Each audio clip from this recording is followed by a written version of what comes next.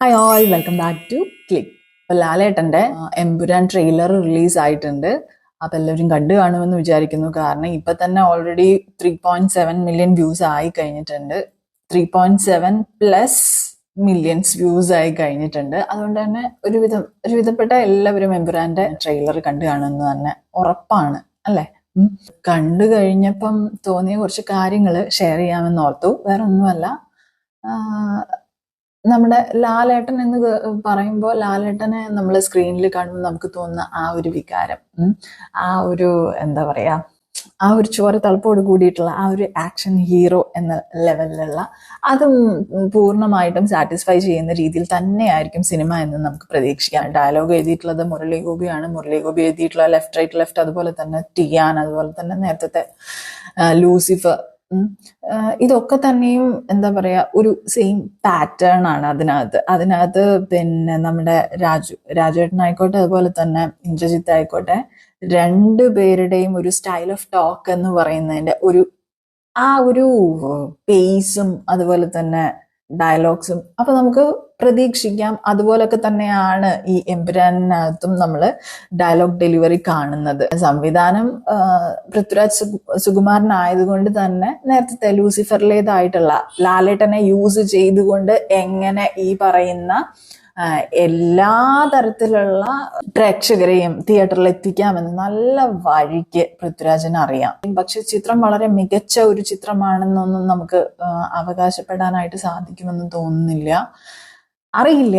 നമ്മൾ ലാലേട്ടന്റെ ഈ തരത്തിലുള്ള ഒരു സിനിമ വരുമ്പോൾ പ്രതീക്ഷിക്കുന്ന ഒരു ലെവലുണ്ട്. ആ ഒരു ലെവൽ അത് ഇത് കീപ്പ് ചെയ്യും. എമ്പുരാൻ എന്ന് പറയുന്ന സിനിമ കീപ്പ് ചെയ്യുമെന്നതിൽ സംശയമൊന്നുമില്ല. ഓക്കെ, ഇനി അടുത്തതായിട്ട് കുറച്ച് കാര്യങ്ങൾ പറയാനുള്ളത്, ചിത്രത്തിൽ അവിടെ ഇവിടെയായിട്ട് കാണുന്ന, ആക്ച്വലി ഈ മൂവിയുടെ ട്രെയിലർ കാണുമ്പോൾ ത്രൂ ഔട്ട് എൻ്റെ മൈൻഡിൽ കൂടെ പോകുന്നുണ്ടായിരുന്നു ഹനുമാൻ കൈൻ്റെ റണ്ണിങ് ടൈപ്പ് സോങ് ആയിരുന്നു.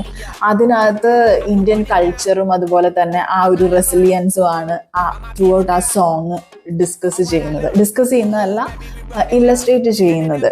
അത് ആ വരികളിലായിക്കോട്ടെ, സ്ക്രീൻസിലായിക്കോട്ടെ, ഷോർട്സിലായിക്കോട്ടെ, എല്ലാത്തിലും നമ്മൾ കാണുന്ന ആ ഒരു ഇന്ത്യൻ കൾച്ചർ, ഇവിടുന്ന് തെക്കുന്ന് വടക്ക് മുതലുള്ള കൾച്ചറും റെസിലിയൻസും ആണെങ്കിൽ എമ്പുരാനകത്ത് കാണുന്ന എന്താ പറയാ, ഒരു ഗ്ലോബൽ കൾച്ചറും അതുപോലെ തന്നെ റെസിലിയൻസും ആണ് കണ്ടുകൊണ്ടിരിക്കുന്നത്. പിന്നെ ഈ പറയുന്ന narcotics is A dirty business എന്ന് ലാലേട്ടന്റെ കൈയടി വാങ്ങിക്കുന്ന ഏറ്റവും വലിയ ഡയലോഗ് അത് ഈ സിനിമയ്ക്കകത്ത് കാണുമെന്നുള്ളതിൽ തർക്കമൊന്നുമില്ല.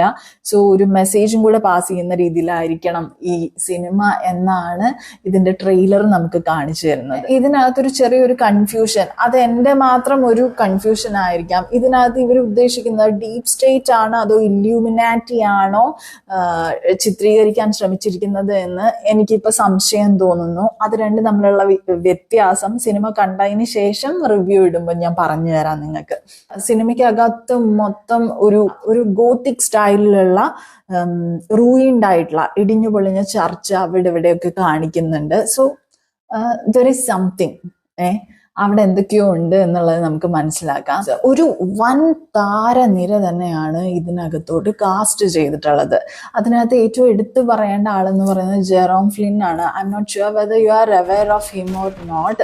ജോൺ വിക്ക് ഉൾപ്പെടെയുള്ള സിനിമകളിൽ അദ്ദേഹം അഭിനയിച്ചിട്ടുണ്ട്. അതുപോലെ തന്നെ ഏറ്റവും നമ്മുടെ മനസ്സിൽ നിൽക്കുന്നുണ്ടായിരിക്കുക ഗെയിം ഓഫ് ത്രോൺസിനകത്ത് അദ്ദേഹം ചെയ്ത ഒരു റോളാണ്. ചെറിയ റോളാണെങ്കിൽ നന്നായി ചെയ്തിട്ടുണ്ടായിരുന്നു.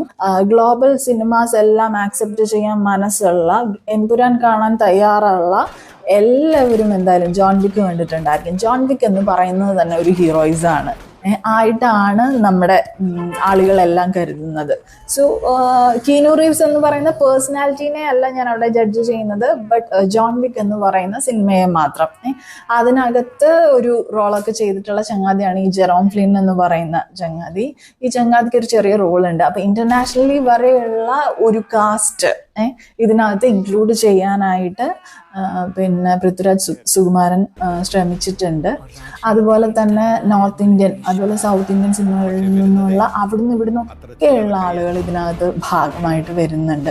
പിന്നെ ഇതിൽ വേറൊരു കാര്യം പറയാനുള്ളത് അഭിമന്യു സിംഗ് എല്ലാ സിനിമയിലും ആളുടെ റോൾ എന്ന് പറയുന്നത് സെയിം ആണ്. ആ സെയിം ലുക്ക്, അപ്പിയറൻസ് ആ സെയിം, അതുപോലെ തന്നെ എങ്ങനെയാണോ നോക്കുന്നത് ആ ഒരു നോട്ടം സെയിം, വർക്കിംഗ് സെയിം, അതുപോലെ തന്നെ ആളുടെ ആ ഒരു സൈക്കോ ആറ്റിറ്റ്യൂഡ്, അതെല്ലാം ഇതിനകത്ത് എന്താ പറയാ ആസ് യൂഷ്വൽ എന്താണോ അഭിമന്യു സിംഗ് അത് തന്നെയാണ് ഈ ചിത്രത്തിലും കാണാനായിട്ട് സാധ്യതയുള്ളൂ. പ്രത്യേകിച്ച് ഡിഫറെന്റ് ആയിട്ടൊന്നും നമ്മൾ ഇതിനകത്ത് കാണാനായിട്ട് പോകുന്നില്ല.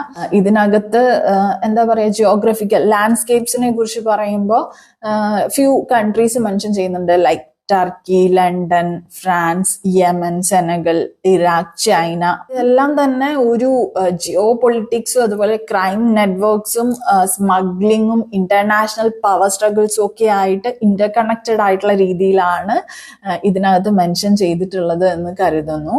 അതുപോലെ തന്നെ ഈ പറയുന്ന അബ്രാം ഖുറേഷി ലാലേട്ടന്റെ മറ്റൊരു സൈഡ്, മറ്റൊരു ഫേസ്, അത് ലാലേട്ടൻ 2 ഫേസസ് ഉണ്ട് എന്നുള്ളത് സിംബോളിക്കലി പല പല ഭാഗങ്ങളിലായിട്ട് ട്രെയിലറിൽ കാണിക്കുന്നുണ്ട്. ഈ പറയുന്ന കൺട്രീസിലെല്ലാം ഉള്ള ഒരു നെറ്റ്വർക്ക്, ഇന്റർനാഷണൽ നെറ്റ്വർക്ക്, അത് ആംസ് ട്രേഡ്, അതുപോലെ ഡ്രഗ്സ്, ഫിനാൻഷ്യൽ ഫ്രോഡ്, സ്മഗ്ലിംഗ്, ഇതെല്ലാം ഉൾപ്പെടുന്ന, അത് ഗവൺമെന്റിന്റെ ഭാഗത്തു നിന്നായിക്കോട്ടെ, സ്പൈസിന്റെ ഭാഗത്തു നിന്നായിക്കോട്ടെ, അതുപോലെ റൈവൽ മാഫിയാസിന്റെ ഭാഗത്തു നിന്നായിക്കോട്ടെ, ഇവരെല്ലാം ശരിക്കും അബ്രാം ഖുറേഷിനെ എന്താ പറയാ ഇല്ലാതാക്കാനായിട്ടാണ് ശ്രമിക്കുന്നത്. ഇത്രയും ഒരു കൺട്രീസിലെല്ലാം അങ്ങ് വ്യാപിച്ചു കിടക്കുന്ന ഒരു നെറ്റ്വർക്കാണ് അത് എന്ന് പറയുന്നത്. ഓക്കെ, അപ്പൊ അങ്ങനെ കുറച്ച് കാര്യങ്ങൾ ഇതിനകത്ത് കണ്ടായിരുന്നു. ഇറങ്ങിയ ഉടനെ ചാടിക്കേറി കാണണം എന്നൊന്നുമില്ല എന്നൊരു ഫീലാണ് ഉണ്ടായത്. ടു ബി ഫ്രാങ്ക്, ഇനിയിപ്പോ ഇതിനടിയിൽ വന്നിട്ട് ചീത്തവിളി കാണുക കാണില്ലേന്നൊന്നും എനിക്കറിയില്ല. പക്ഷെ എക്സ്പീരിയൻസ് ഇറ്റ് ഇൻ ഐമാക്സ് എന്ന് പറഞ്ഞത് അപ്പൊ ഒരു ചെറിയൊരു സന്തോഷം തോന്നി. അങ്ങനെയും പറഞ്ഞിട്ടാണ് അത് എൻഡ് ചെയ്യുന്നത്. ട്രെയിലറിന്റെ എൻഡിൽ അങ്ങനെ ഒരു കാര്യം മെൻഷൻ ചെയ്യുന്നുണ്ട്. അപ്പൊ ഐമാക്സിൽ എക്സ്പീരിയൻസ് ചെയ്യാൻ മാത്രമുള്ള വർക്ക് അതിനകത്ത് ചെയ്തിട്ടുണ്ട് എന്നുള്ളത്. അതുപോലെ തന്നെ മ്യൂസിക്കും കാര്യങ്ങളും എടുത്തു പറയേണ്ടതാണ്, ബാക്ക്ഗ്രൗണ്ട് സ്കോറും കാര്യങ്ങളൊക്കെ എടുത്തു പറയേണ്ടതാണ്. അതാത് സിറ്റുവേഷൻ അനുസരിച്ച് നമ്മളെ അങ്ങ് എന്താ പറയാ ഗൂസ് ബംസ് ഉണ്ടാക്കുന്ന രീതിയിൽ മ്യൂസിക് ചെയ്യാനായിട്ട് ദീപക് ദേവ് ആണെന്ന് തോന്നുന്നു ചെയ്തിട്ടുള്ളത് music. I am not so sure about that.